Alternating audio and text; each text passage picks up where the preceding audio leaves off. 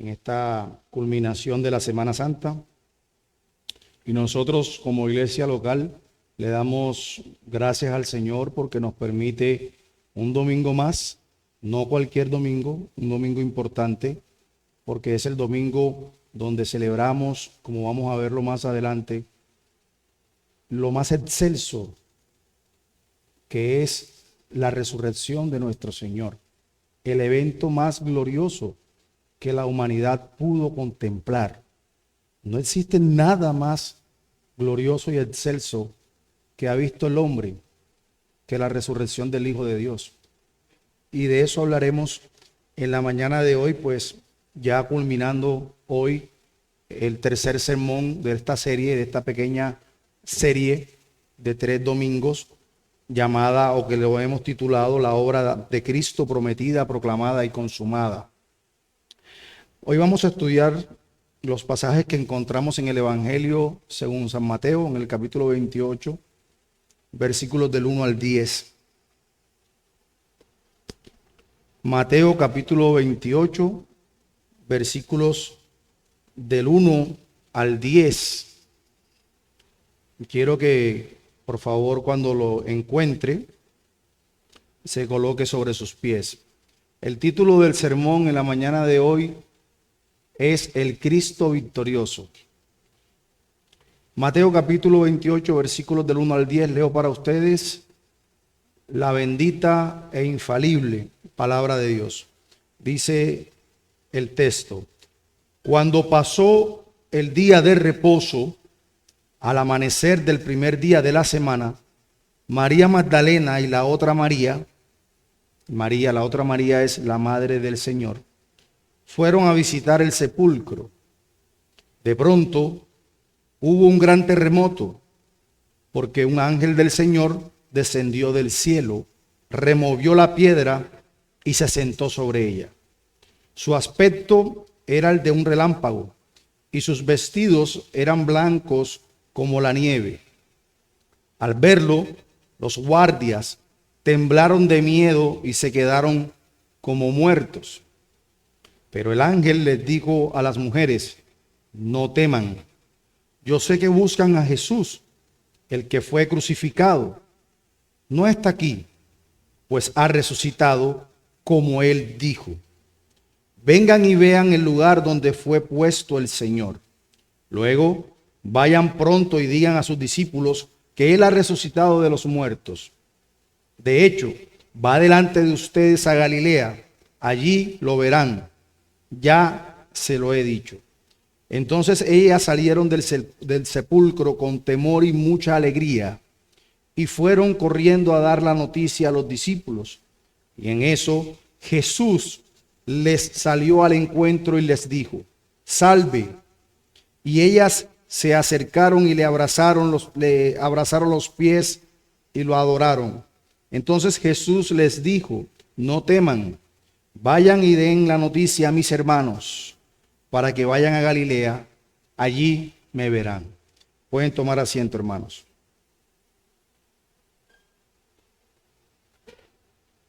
Como recordarán, cuando iniciamos esta serie, comenzamos hablando de que la historia de Cristo, la obra redentora de Cristo, desde su inicio, el cual fue prometido, no fue por un accidente de la historia, ni él irrumpió en la historia por razones del azar. Él vino a la tierra por decreto eterno de Dios para cumplir todo lo que de él se hablaba en las Escrituras. Luego nos detuvimos el domingo pasado a mirar al rey rechazado, con aquella imagen del rey de reyes, señor de señores, montado en un asno, entrando a la ciudad de Jerusalén, donde todos aclamaban con sus labios: Hosana, pero que dentro de sus corazones posteriormente estarían apoyando lo que iba a ser su crucifixión y luego gritando: crucifíquenle. Hoy llegamos a la cúspide, al clímax de esta obra, porque Si hoy el Everest de nuestra fe es precisamente el hecho glorioso de que Cristo no se quedó en la tumba. La historia, si se hubiese detenido allí, solo con un Cristo muerto, con un Cristo que fue enterrado en aquella peña que pertenecía, ese sepulcro que pertenecía a José de Arimatea, nuestra reunión hoy o nuestro culto hoy sería más que todo un memorial de un funeral y no de verdad un hecho glorioso como la victoria de Cristo sobre la muerte. Como bien sentenció el apóstol Pablo cuando dijo que si Cristo no resucitó, pues nuestra fe es vana y aún estuviéramos en nuestros pecados. Pero Mateo 28, el pasaje que acabamos de leer, no es solo un relato de una tumba vacía, es el acta oficial del tribunal de Dios, el acta oficial donde el Señor, el Padre, de alguna manera golpea la justicia eterna y declara como acepto la obra del Señor. En otras palabras, hermanos, la resurrección es el amén del Padre al consumado es del Hijo. Cuando el Hijo está en la cruz y grita, consumado es, ya pago está. El Señor, el Padre eterno, da un amén cuando lo resucita, diciendo, por supuesto, que es acepto el sacrificio, ese sacrificio suficiente y perfecto del Hijo, despojando así a la muerte de su aguijón, como decía el apóstol Pablo, o preguntaba, ¿dónde está, oh muerte, tu aguijón? ¿Dónde sepulcro tu victoria? Así que hoy, hermanos, vamos a recordar que si Cristo vive, entonces la muerte ya no tiene ninguna autoridad, ni el pecado tiene ninguna autoridad para condenarnos. No estamos aquí para conmemorar a un Cristo muerto, hermanos. No, ni tampoco a un mártir del pasado, como enseñan muchos que solo Cristo fue un gran maestro, un gran profeta, un buen hombre que dio un buen ejemplo. No, nosotros no estamos acá para conmemorar a un Cristo muerto. Nosotros estamos acá para adorar a un Cristo victorioso que hoy está sentado a la diestra del Padre y reina con autoridad. Y lo esperamos cuando ha de redimir este cuerpo de pecado en un cuerpo glorificado. Hoy nuestro Señor está sentado a la diestra de la majestad en las alturas. Por eso, hermanos, bajo esa luz gloriosa, hoy vamos a estudiar estos 10 versículos y lo vamos a desarrollar bajo 3 verdades fundamentales. La primera, pues las encontramos en los primeros versículos del 1 al 4, donde vemos cómo el Señor, el Dios Trino, sobre todo el Padre, interviene de una manera soberana en ese relato que leemos de Mateo, mostrándonos que la tumba no pudo de ninguna manera retener al Señor. En segundo lugar, vamos a ver los versículos del 5 al 7, donde el ángel anuncia un mensaje poderoso. ¿Cuál? Que Cristo ha resucitado como Él lo había prometido. Y eso es importante porque nos vamos a detener más adelante en esa gran verdad. Porque todo lo que pasó, Cristo lo anticipó. Sino que por la dureza de nuestro corazón, al igual que la de los discípulos en ese momento, no recordaban todo lo que Cristo había hablado acerca de este glorioso día. Cuando Él anuncia de que era necesario de que el Cristo padeciese, que era necesario que el Cristo en Jerusalén fuera azotado, fuera escarnecido, fuera crucificado y por último resucitaría al tercer día. Y por último, en los versículos del 8 al 10, vamos a vernos en el encuentro que tiene Jesús con estas mujeres y que de alguna manera marca una nueva realidad para nosotros como creyentes. Así que, hermanos, sin más preámbulos, vamos a iniciar con nuestro primer punto. Quiero que lea conmigo una vez más los primeros 4 versículos. Dice el texto: cuando pasó el día de reposo, al amanecer del primer día de la semana, domingo, como hoy, un domingo como hoy, hermanos, María Magdalena y la otra María, la madre del Señor, fueron a visitar el sepulcro. De pronto hubo un gran terremoto, porque un ángel del Señor descendió del cielo, removió la piedra y se sentó sobre ella. Su aspecto era el de un relámpago y sus vestidos eran blancos como la nieve. Al verlo, los guardias temblaron de miedo y se quedaron como muertos. Quiero que veamos algo importante acá. Recuerden que después de que estas mujeres fueron testigos, sobre todo María, la madre del Señor, acompañada de María Magdalena, ellas recuerden que habían sido testigos de cómo el Señor fue crucificado, cómo el Señor sufrió, cómo el Señor padeció. El corazón de estas mujeres seguramente iba demasiado cargado y demasiado triste en ese camino rumbo a la tumba, ¿no? En la mente y en los corazones de estas mujeres seguramente había gran tristeza. Y pues iban de alguna forma a seguir sirviendo al Señor. Muerto esperaban ellas a un Señor aún envuelto en sus mantas, en sus sábanas, en el sudario, etcétera. De hecho, en otro evangelio se menciona que ellas estaban preguntándose quién les iba a ayudar a remover la piedra. ¿Cómo iban ellas a entrar a la tumba si esa piedra que mandó a colocar José de Arimatea era una tumba bastante pesada? Que entre otras cosas, hermanos, el Señor tuvo un funeral digno de un rey, porque solo en aquellos tiempos, los que eran enterrados en una tumba como la que era de José de Arimatea, una tumba esculpida en una peña, eran solo dignos de reyes y de personas adineradas en ese entonces.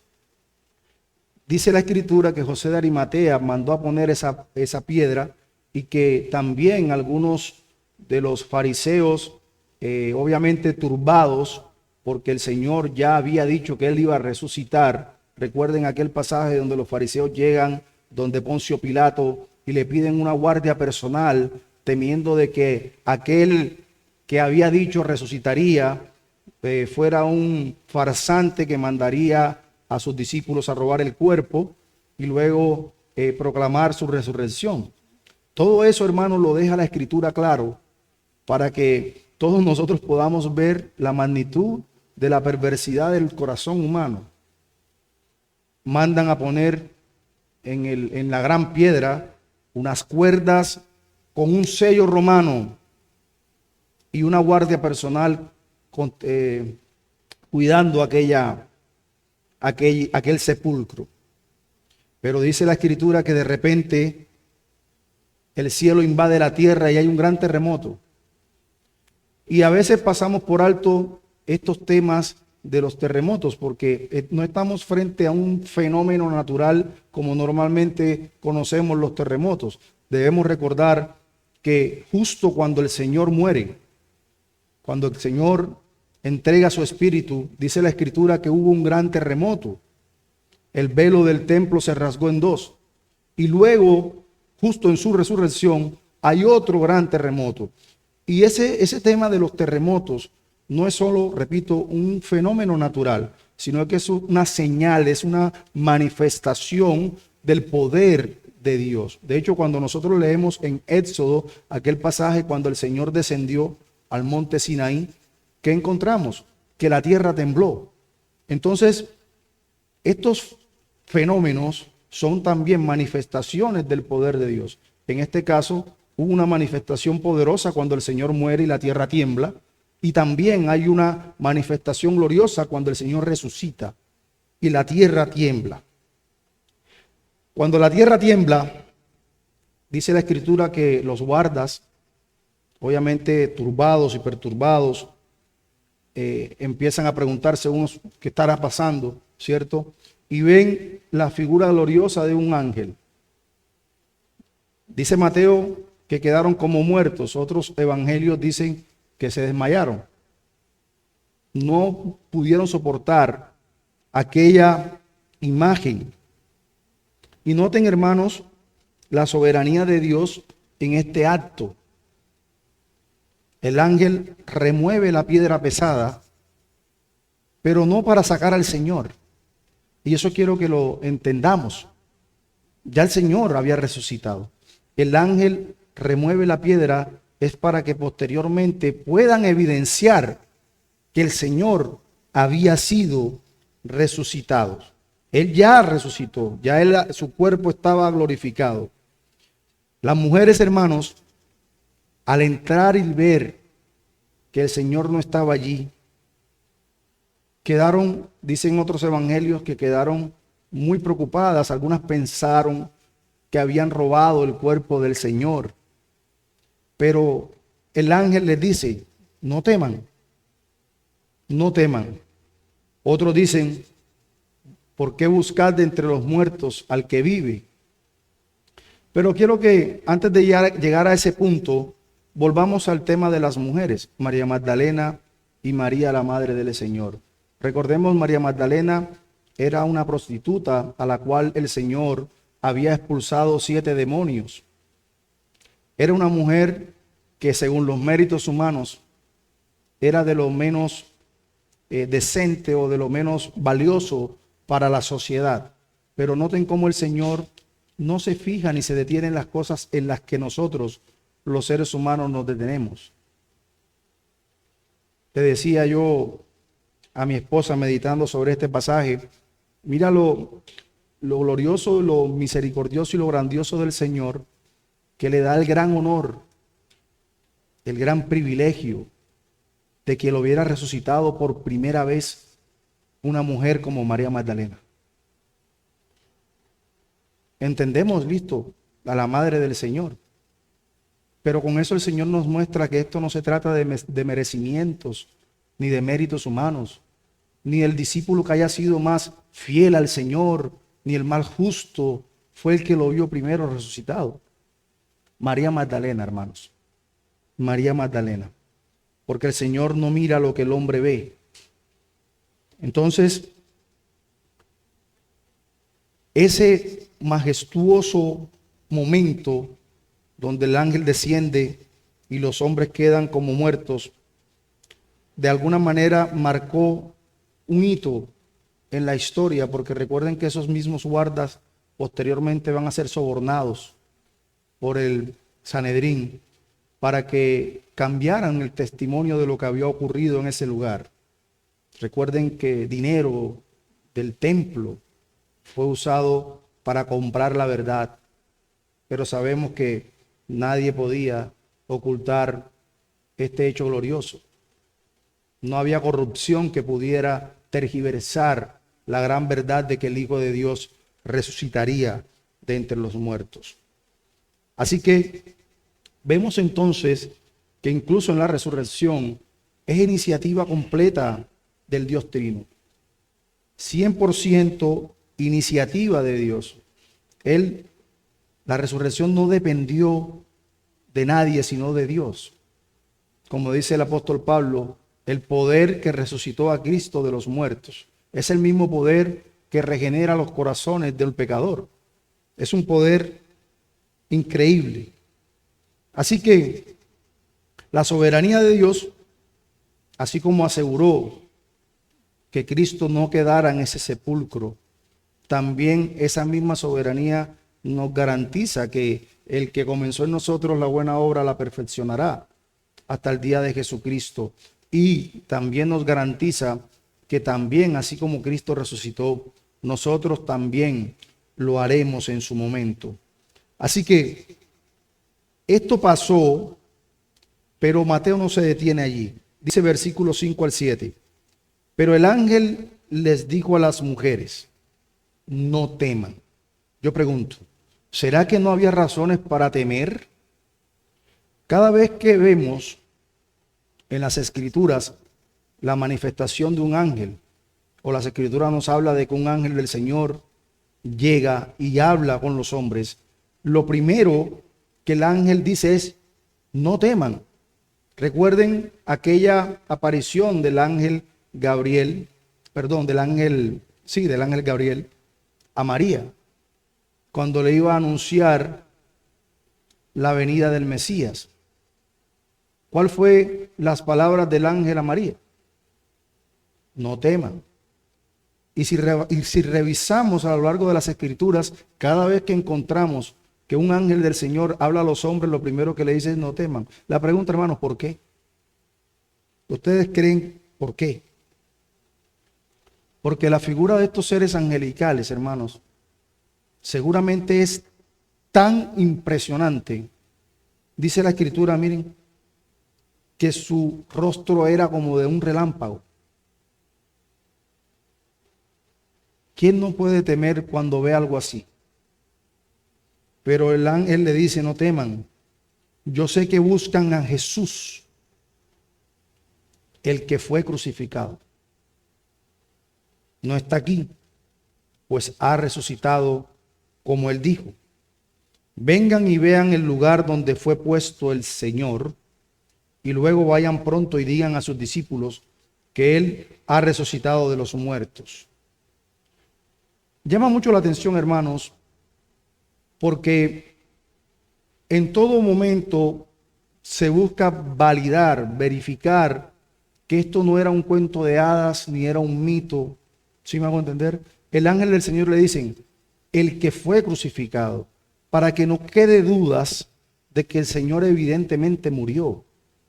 Yo no sé si ustedes han escuchado algunas teorías, algunas tesis, que en verdad el Señor no resucitó, sino que Él no estaba muerto del todo. Lo habían enterrado, pero realmente no estaba muerto, estaba desmayado. Por esa razón Él, pues, pudo salir de la tumba. Y cualquier cantidad de teorías falsas para tratar de negar la resurrección del Señor. Pero no, el ángel confiesa que el Señor fue crucificado. Él sí murió. Él evidentemente murió, y las Escrituras también nos dan la evidencia de que efectivamente murió. De hecho, aquellos dos ladrones que murieron y fueron crucificados junto al Señor, era común, para que no duraran mucho tiempo vivos, era quebrarle las piernas para que de esa forma todo el peso del cuerpo recayera sobre sus brazos y la muerte fuera más rápida. Porque recuerden que la crucifixión es era una de las peores muertes de la época. De hecho, castigaban a los peores malhechores con la crucifixión. Si la crucifixión era la muerte más agónica que podía existir en ese momento, tanto que los mismos romanos prohibían de que a ciudadanos romanos se le aplicara la crucifixión, para tratar de evitar una muerte tan agobiante como la cruz. Y si a eso le sumamos que medio se sostenían con los pies clavados, se les quebraban las piernas, entonces la asfixia por el peso iba a ser mucho más rápida, la agonía iba a ser mucho más. Pero dice la Escritura que cuando llegan a Jesús, ya él había muerto. Ya él había muerto, por lo tanto, el guarda no procede, el soldado no procede a quebrarle las piernas al Señor. Pero evidencia la Escritura que ya había muerto. De hecho, dice también la Escritura que cuando José de Arimatea fue a reclamar el cuerpo de Jesús a Poncio Pilato se sorprendió de que haya muerto tan rápido. Dicen algunos teólogos que más o menos la muerte del Señor se dio más o menos como en 3 horas. De hecho, nosotros vemos que en la Escritura dice que desde la hora sexta hasta la hora novena del día hubo oscuridad en Jerusalén. Y luego a la hora novena muere el Señor, que es más o menos a las 3 de la tarde en nuestro horario. Entonces, más o menos dicen que eso fue lo que duró el Señor en la cruz, más o menos 3 horas. 3 horas de sufrimiento, 3 horas de agonía, para pagar, hermanos, por una eternidad de pecados. Porque recuerden que el que muere sin Cristo, no solo, hermanos, va a morir físicamente, sino que tendrá que pagar una condena por los siglos de los siglos. Por eso nuestro Señor pagó en esas 3 horas, por decirlo de esa manera, todo lo que una persona va a pagar por el resto de la eternidad. Imagínense el peso de todos los pecados, absolutamente todos los pecados de la humanidad sobre Jesús. Todo el peso de la ira de Dios sobre él. Eso vivió el Señor. Así que de manera que el Señor sí murió. Sí murió. Sin embargo, el ángel le dice a estas mujeres, vengan, buscan a Jesús, el que fue crucificado, no está aquí. La tumba está vacía.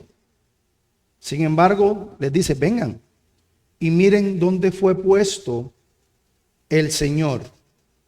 No está aquí como Él dijo que resucitaría. Hay algo importante también. Recuerden que también había una teoría por parte de una teoría conspirativa, claro está, por parte de los fariseos, de que los discípulos iban a tratar de robar el cuerpo del Señor. Pero yo pregunto, ¿alguien que se va a robar un cuerpo de un muerto se detiene a quitarle las sábanas, a quitarle las vendas, dejar las vendas allí y llevarse al muerto solo desnudo? ¿O el que realmente tenga la intención de robarse el cuerpo de un muerto no se lo lleva tal cual como está? Pues pienso que lógicamente, hablando como humanos, creo que nadie se detendría, si va a hacer algo así, a tratar de desenrollar el cuerpo del Señor y luego llevarse el cuerpo desnudo y dejar todo el tema acá. Todo lo que son estas evidencias, cuando el ángel le dice, aquí están las sábanas, aquí está el sudario, allí estaba el Señor. Dan fe de que efectivamente resucitó.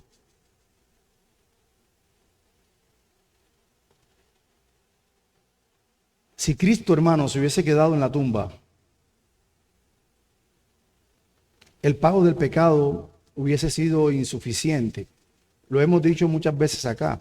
No solo se trataba de morir en la cruz, porque recuerden, dice la Escritura, que el pago del pecado es la muerte. Pero si Cristo solo hubiese muerto, no existiera justicia suficiente o justicia en nosotros que pudiera llegar al estándar que Dios requiere de su justicia.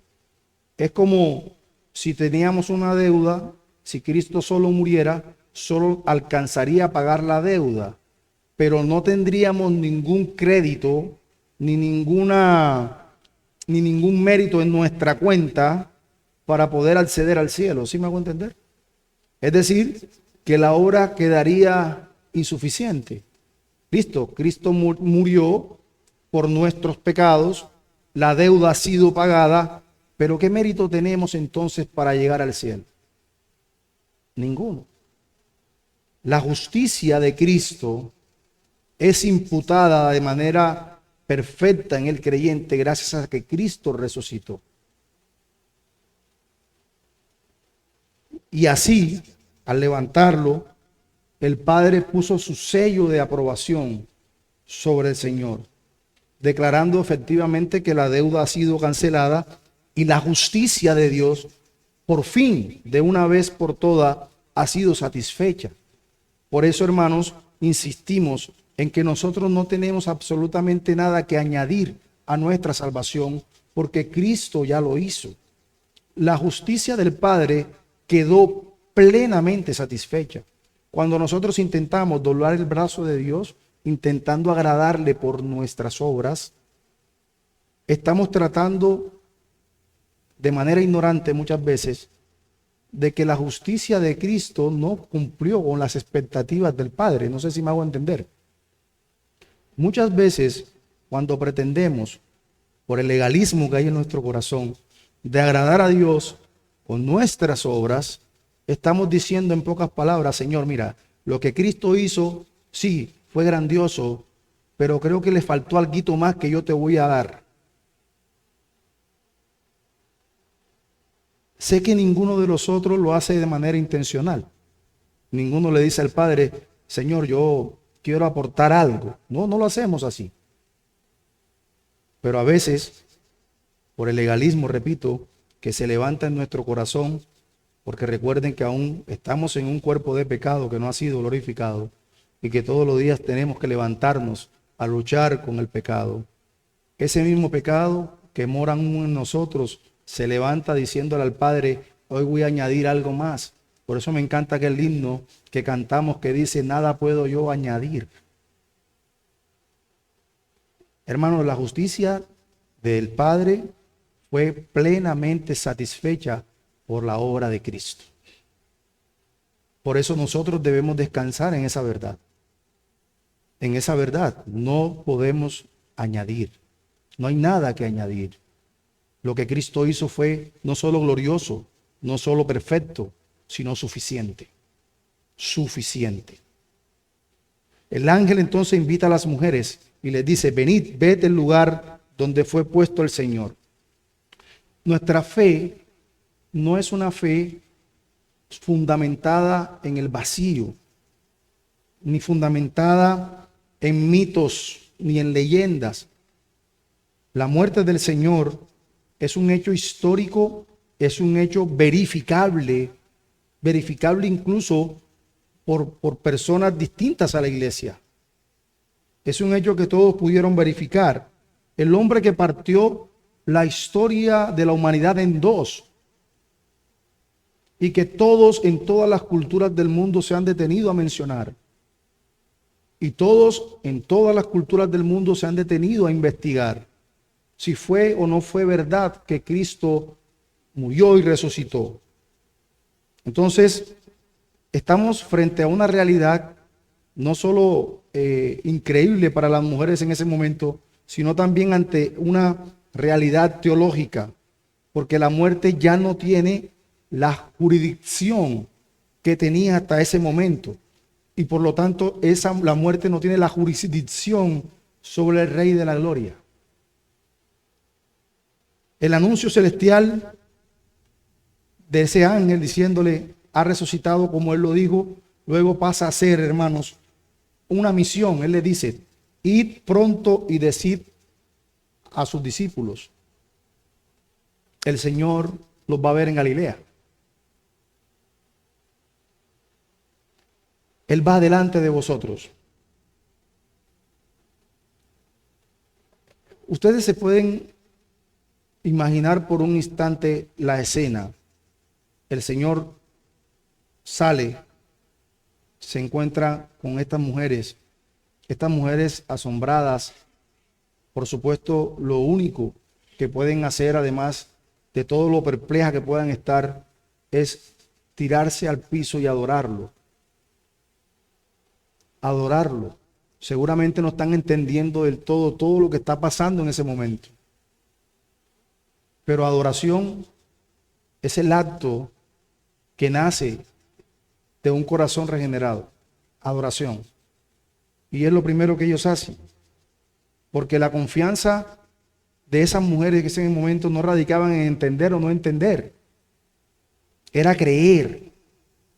Creer que su Señor, el cual había sido crucificado, ahora estaba vivo. Para ellos o para ellas eso era suficiente. Ellas no pretendían buscarle una explicación a lo que estaban viendo. Solo creer. Creer. Porque la resurrección es la prueba final de cada promesa que Cristo hizo. Miren que el ángel dice: Él resucitó como lo había prometido. Yo pregunto, hermanos,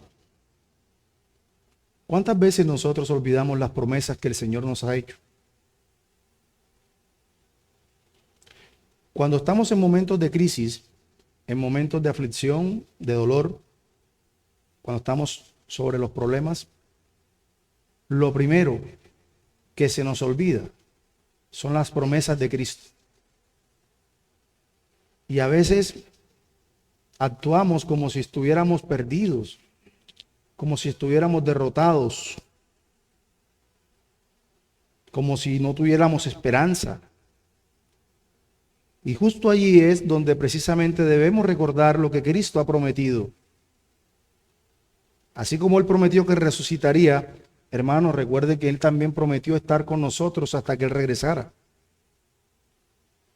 Y el Señor no miente. Él cumple sus promesas. Ahora bien, Mateo continúa en el versículo 8 hablando sobre el encuentro que Cristo tiene con estas mujeres. Dice versículo 8, entonces ellas salieron del sepulcro con temor y mucha alegría. Miren, miedo, pero al mismo tiempo alegría.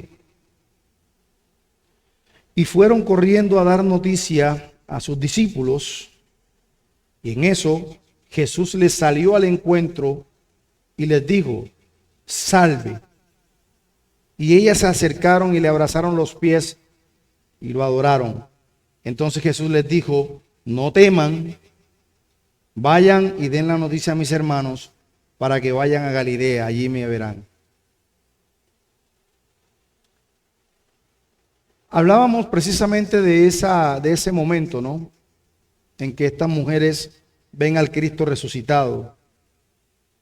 Ellas salen del sepulcro, pero a mí me llama más la atención, hermanos, es la respuesta de las mujeres. Ellas salen del sepulcro con una mezcla entre temor y gozo. Ahora, no es el terror que sintieron los guardias que quedaron desmayados al ver el ángel. No, es un temor distinto, no es un terror que paraliza, sino que es un asombro que sí les da para movilizarse. Es un asombro impresionante. Por eso cuando nosotros leemos los evangelios, no debemos hacerlo de una manera fría.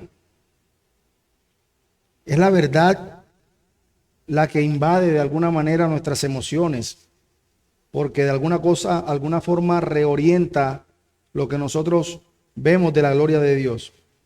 Entonces, estas mujeres no se quedan analizando la piedra, no se quedan analizando el evento a ver si en verdad estaban viendo bien. Ellas salen corriendo a dar la noticia. Porque, entre otras cosas, Mateo no lo cuenta, pero sí lo dicen otros evangelios, que cuando estas mujeres llegan a dar las buenas nuevas a los hermanos, ellos no les creyeron.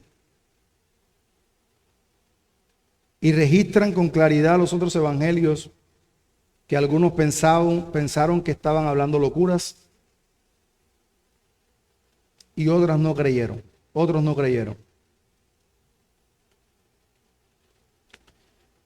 Ellas abrazan sus pies. Ellas sí creyeron. Jesús, hermanos, en ningún momento les dice a las mujeres, vengan, de ninguna manera me adoren, levántense, como si hace el ángel cuando el apóstol Juan, recuerden en Apocalipsis, le va a revelar todo lo que pasaría a futuro, que Juan ve al ángel y se postra, y el ángel le dice, no, de ninguna manera, levántate, yo soy consiervo tuyo, adora solo a Dios. El Señor es Dios, Jesús es Dios. Por eso Él no hace ninguna objeción a que estas mujeres lo adoren. Él recibe adoración porque Él es Dios. Él es Dios. Van estas mujeres y van a dar las buenas nuevas de que el Señor ha resucitado, de que Cristo resucitó. Y hoy, hermanos, precisamente que celebramos que el Señor vive, porque nosotros no servimos a un Cristo muerto, servimos a un Cristo vivo. Hoy que celebramos no solo la resurrección por ser el día de resurrección cerrando la Semana Santa, sino también porque hoy celebramos la cena del Señor, celebramos la ordenanza de la cena del Señor. Y este mensaje y esta gloriosa verdad de que Él vive se traslada precisamente a ese memorial. No nos podemos quedar solo con la muerte de Cristo. El sello y la garantía de nuestra salvación es que Él vive, es que Él resucitó. Y si Él vive, nosotros también viviremos. Así que, hermanos, la tumba vacía es el grito de victoria de Dios. Es como el nombre de Cristo es reivindicado. Cristo vive. Y eso también tiene un significado profundo. ¿Saben cuál? Que si Cristo vive, entonces nuestro pecado, hermanos, nuestra deuda efectivamente fue pagada. No tengamos más miedo, más temor en pensar en que debemos algo al Señor. Ya no debemos nada al Dios el Padre, porque Cristo lo pagó. Ese es el grito de victoria. Esa justicia ha sido satisfecha. Y toda la obra de Cristo, así como fue prometida, como fue consumada y ejecutada, nosotros hoy pensamos en que el Señor reina y que por supuesto cumple todas sus promesas. Así como Él prometió que resucitaría, así también creemos en que Él ha preparado lugar para nosotros. ¿Cuántos de los que estamos acá recordamos que tenemos una morada en los cielos cada vez que afrontamos un problema? ¿Cuántos acá recordamos las riquezas celestiales de las cuales gozamos cuando nos encontramos sin un peso en el bolsillo? ¿Cuántos de los que estamos aquí en verdad meditamos en lo rico que somos por poseer la perla de gran precio, el reino de Dios?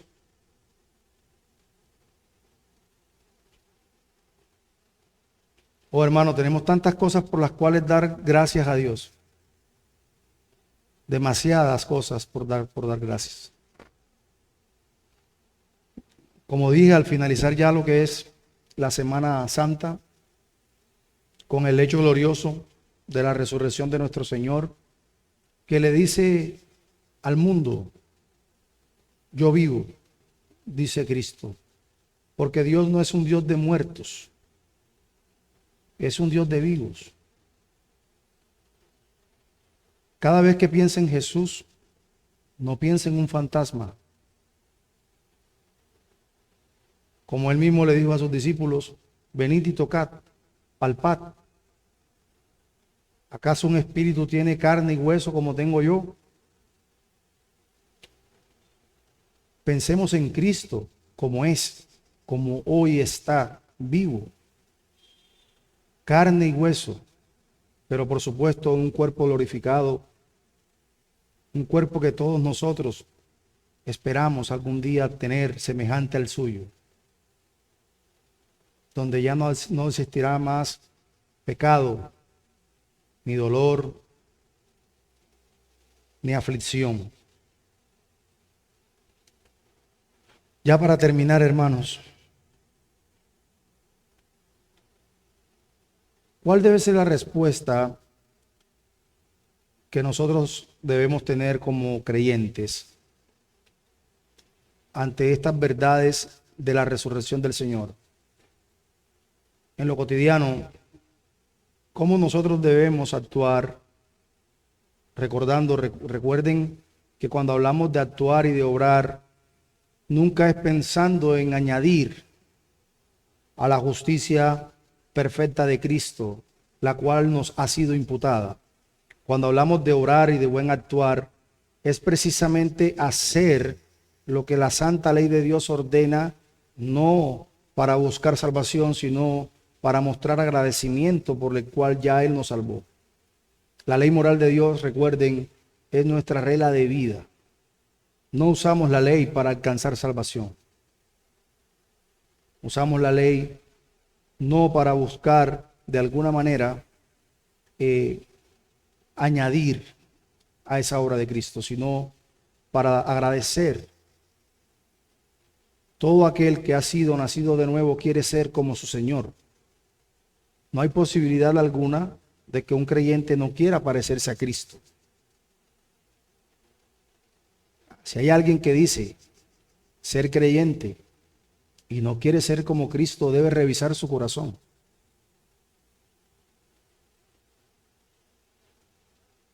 Sabemos que no podemos cumplir la ley de Dios de manera perfecta, pero sí lo podemos hacer de manera sincera. Porque a la final el Señor mira ¿qué? El corazón.